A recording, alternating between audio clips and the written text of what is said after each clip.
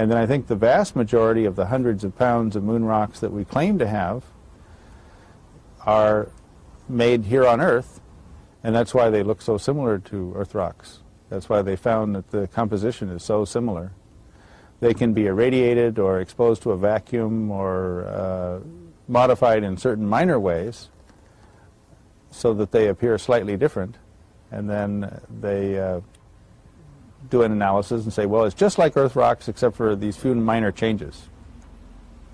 And then they hypothesize that they were blasted by meteorites. Well, they can be blasted by meteorites artificially. Paul Jacobs was a top investigator in San Francisco.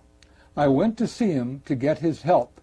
I said, Paul, help me with my Apollo hoax project. He says, all right, I will. I'm flying to Washington next week. I'll go see the head of the U.S. Department of Geology. And he did.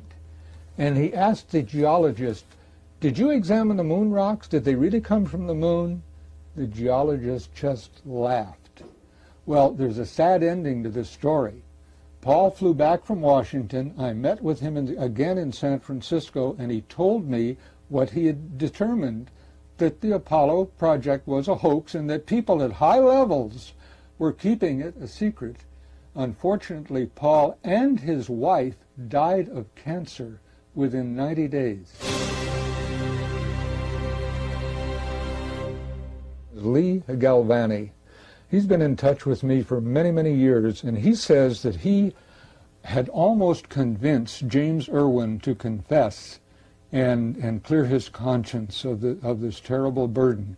And curiously and appropriately, James Irwin called me at my home here in SoCal and wanted me to call him back. But he was dead of a heart attack in 3 days. The lunar rocks were fake, just like the pictures were in the stories of the astronauts. NASA has a ceramics laboratory where it would have been very easy to produce the 800 pounds of rocks allegedly brought back from the moon.